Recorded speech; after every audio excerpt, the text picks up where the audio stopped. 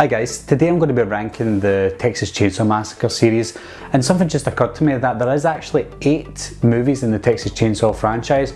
I think that's quite surprising for a lot of people because these movies tend to come out in clumps. You get a few movies back in the 90s, a few movies in the 90s and a few movies in the 2010s. So they're coming out in kind of stages, and that's why a lot of people are surprised that there is actually 7 sequels to the original Texas Chainsaw Massacre. So in at number 8 is Texas Chainsaw 3D from 2013. I absolutely hate this movie with a passion, and not just because of the bad acting, the bad dialogue and just the bad overall movie, but one thing that really annoyed me was the time scale and the time frame of this movie. I know that the original producers came into this movie thinking they're going to make a really good sequel to the original Texas Chainsaw Massacre, but with most producers back in the 70s and 80s, they're out of the game for a long time. They come back, they try to make it big again because of the franchise that they own, and they just make a complete mess of it. And that's exactly what they've done with Texas Chainsaw 3D. The start of this movie was actually really good, one of the best scenes in the whole entire franchise, and that is making, I went to see this in 3D, so making the start of the movie in 3D with the original footage, I thought that was really well done, and if they just kept that going the way they did, then the movie would probably have been a really good movie. But I don't know what they've done. Again, you've got this girl who's in her early 20s and she's playing a 37-year-old. Now, albeit they don't mention what age, they don't mention what year the Texas Chainsaw Massacre took place. We're always assuming that it took place in 1974 because of obviously the movie came out in 1974. But then in this movie, at the beginning of the movie again, they dress them all like it's in 1974, so we assume that yes, it's 1974, but then you're going to 17 years later and you're thinking, right, okay, you're counting this girl is obviously 17, maybe 18 years old, depending on what age she was at the beginning, but it's set in modern day. So again, was it just clumsy script writing, or were they just so lazy? Because I noticed as well in the movie they tried to cover up the year all the time in this film, and obviously they're trying to tell us no, it wasn't, it's 1974, but we're not telling you what year it was. But if they wanted to stay true to the original, they would have made it 1974, and then 17 years later, what's the problem? I don't understand why they can't just do that instead of making it modern day 2013 it was at the time. It was just a big mess. Some of the cheesiest and worst lines were in this movie as well, when she says to her cousin, "Do your thing, cuz." And at number 7 is Leatherface from 2017. This is the most recent movie in the franchise. Now, I would say that it's not a really bad movie. Like a lot of movies, they take on the name and make it their own movie. If only they made it, if only Leatherface was its own movie, it probably would have been a good film. It was a kind of a road movie. They're on the road, on the run, and I think that part of the movie was pretty good. But when you're trying to make it a Leatherface movie, it's something that they shouldn't have done, and I think that took away from the film because they tried to squeeze the Leatherface story in the last 5 minutes of this movie, and it just didn't work at all. Another aspect I didn't like about Leatherface was they made it kind of like Scream, and that is, who is Leatherface, who done it, who's the killer?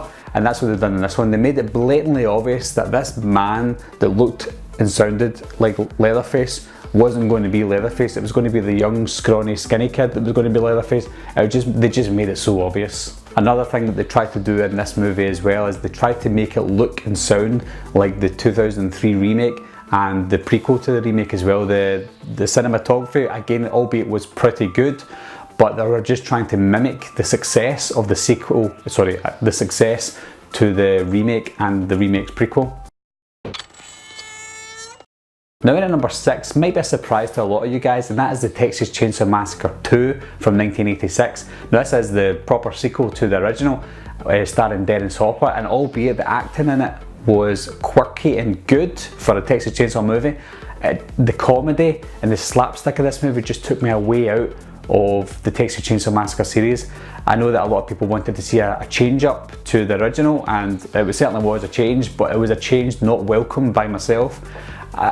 Because of the original movie being so gritty and realistic, I wanted them to do that in the sequel, and they didn't go for that, and they meant what they were doing, but it just didn't work for me. The fact that they did change it up successfully in their own right was a good thing for the movie, but again, like I said, for me, it wasn't the direction that I wanted the series to go in, and it's a direction that they luckily scrapped after Texas Chainsaw Massacre 2, because the rest of the movies after that became more serious again. Are you mad at me? How mad at me are you? And at number 5 is Texas Chainsaw Massacre: The Next Generation from 1994. Now this is a strange one, and it's one of those ones where you either love it or you hate it. I don't love it and I don't hate it, but I think it's actually pretty good, and I think what makes this movie good was the setting. The eeriness of this film was good, and that's what worked for me. I love Matthew McConaughey, and I think he played Matthew McConaughey in this movie perfectly. Renée Zellweger's in it as well, and I heard that when these two made this movie, they regretted it straight after it, and it got delayed in a few countries by almost 3 years because they tried to hide this film unsuccessfully, because everybody knows about it now. Matthew McConaughey of A Time to Kill. Renée Zellweger of Jerry Maguire. But if you watch this back, it's actually a good movie. It's crazy. I think this movie was good on its own right, and it was a good entry to the series. It wasn't as slapstick as the Texas Chainsaw Massacre 2.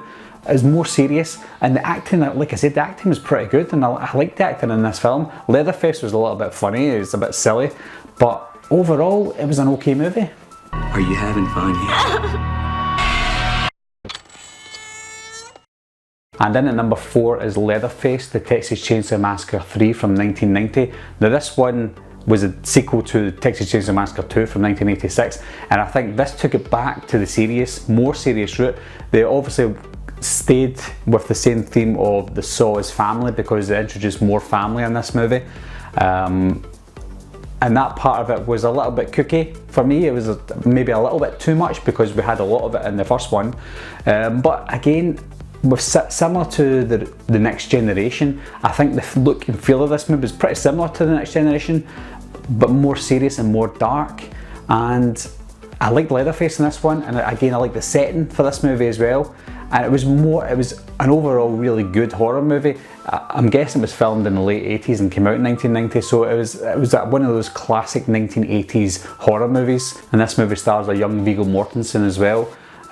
His acting was really good in it. I didn't know that Viggo Mortensen was in this. I seen it years and years ago, and then I watched Lord of the Rings and I found out he was in one of the Texas Chainsaw Massacre movies, so I had to watch it again to find out if that actually was him, and I've just missed him. But yeah, he was good in it. Kind of like Matthew McConaughey. He was a good star in this film, and when you do watch it, you can tell that he's going to do bigger things after Texas Chainsaw Massacre.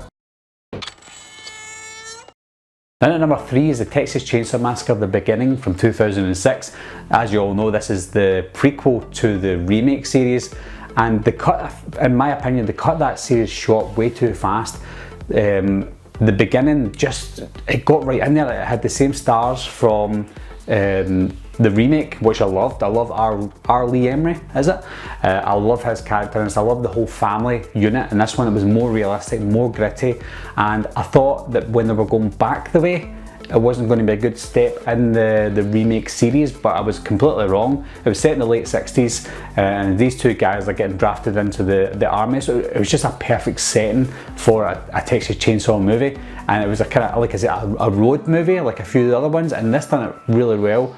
They obviously caught up with bikers in this film. They get caught up in the wrong town, and they get caught up with Leatherface. And just like the remake did, they kept the same kind of cinematography, they kept the same score.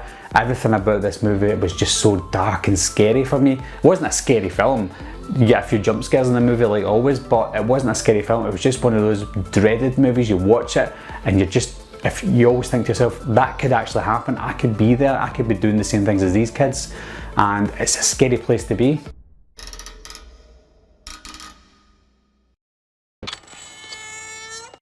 And to the surprise of most of you guys, my number 2 spot is the Texas Chainsaw Massacre from 1974. This is the first one, this is the original. Now, because it is my number 2, doesn't mean I hate the movie. I love this movie. When I was a kid growing up, I used to collect the Total Film magazines. We've got them in the UK, it's kind of like Empire. And there was I think there was an episode, an issue back in the late 90s, 1999 I think it was, and it was called the 25 Video Nasties, and I was like, well, that sounds pretty good. So I read it and I was like, well, the Texas Chainsaw Massacre, I think I actually seen that in my video store. So I went to my local Blockbuster who had it, I bought it and watched it, and to this day, I can still remember the day that I watched it. I loved it so much. I didn't tell my parents I was watching it because I wasn't quite sure how they felt about it, but I just loved the movie from the start. This is from 1974, but the cinematography was beautiful in this film. So quiet, so eerie. The acting in this movie was absolutely diabolical, but especially from Franklin.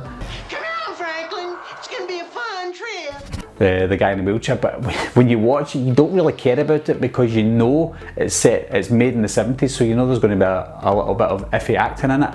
But overall, it's a really, really scary movie. And just like what I mentioned for my number 3 spot, the Texas Chainsaw Massacre at the beginning, it's something that can happen and could happen and probably has happened in the past.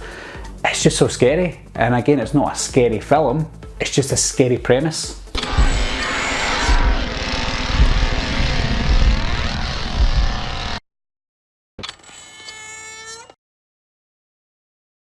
And so you probably guessed that my number 1 spot is the Texas Chainsaw Massacre from 2003, and this is the remake. And a lot of you will be booing the screen right now, I know, because everyone hates remakes, but you've got to give credit when credit's due. This film, just like I said for the original Texas Chainsaw Massacre, everything about this film was just as good as the Texas Chainsaw Massacre, but more realistic, better acting, just a better way of directing this film. It was directed by Marcus Nispel, and he's a kind of music video director, but you can kind of tell with his directing style, but that didn't take anything away from the film. It added to the film. They changed a few characters up. The hitchhiker was a girl, but this time she wasn't part of the family, she was just somebody who was trying to get away.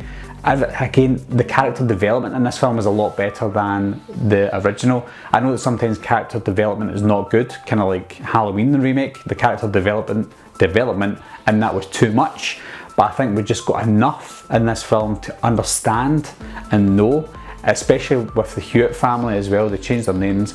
Again, the cast in this film is excellent. I love the sheriff in this film again, just like I did when he reprised his role in the prequel. So that's it for my ranking for the Texas Chainsaw Massacre series. Let me know what you thought of my ranking as well, guys, because I know that a lot of people don't actually love the remake as much as I do, and I know a lot of people who do like the remake wouldn't put it as high up as number 1 spot that I did. So let me know down below what you thought, guys. Anyway guys, thanks a lot for watching again, thanks for subscribing, I'll see you soon, bye bye.